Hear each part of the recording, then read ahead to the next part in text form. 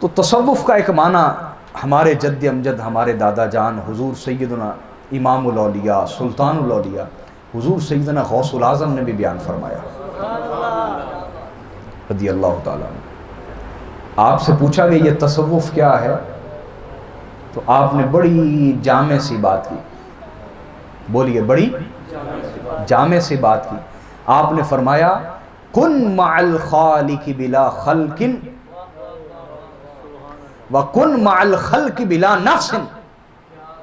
فرمایا تصوف یہ ہے کہ تیرا یہ دائمی حال ہو جائے، ہمیشہ کے لیے حال ہو جائے کہ تو جب اللہ کے ساتھ کسی معاملے میں ہو تو مخلوق درمیان میں نہ آئے، اور جب مخلوق کے ساتھ کسی معاملے میں ہو تو تیرا نفس درمیان میں نہ آئے،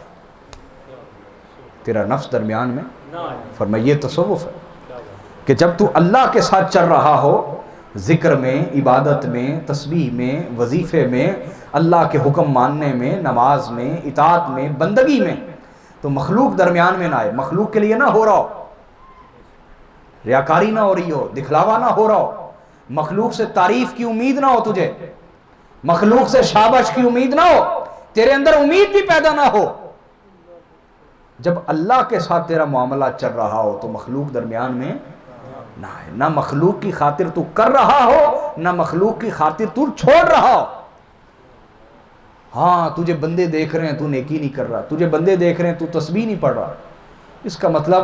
اللہ کے معاملے میں ابھی مخلوق ہے، تیرے اور اللہ کے درمیان ابھی مخلوق ہے۔ بعض لوگ یہاں نہیں آتے، درگاہ پہ نہیں آتے، وہ شرماتے ہیں، وہ کہتے ہیں ہم آپ اکیلے ہو تو پھر ہم آ جاتے ہیں۔ وہ مجھ سے کیا کہتے ہیں، آپ اکیلے ہو، تو انہیں لوگوں کے سامنے آنے سے شرم آتی۔ یہ کیا ہے کہ اللہ اور بندے کے درمیان ابھی مخلوق ہے، ابھی مخلوق، اسے پرواہ نہ ہو، نہ مخلوق کی خاطر نیک عمل کرے، نہ مخلوق کی خاطر نیک عمل چھوڑے۔ یہ ہے اخلاص کہ نہ تو لوگوں کی خاطر عمل کرے، نہ لوگوں کی خاطر عمل، تجھے پتا ہو میرے رب کا حکم ہے بس تو کر، چاہے تجھے کوئی دیکھتا ہے نہیں دیکھتا، تجھے پرواہ ہی نہ ہو، مخلوق کی پرواہ ہی نہ ہو، نہ تعریف کی پرواہ ہو، نہ مذمت کی پرواہ ہو، تعریف اور مذمت سے آزاد ہو جا۔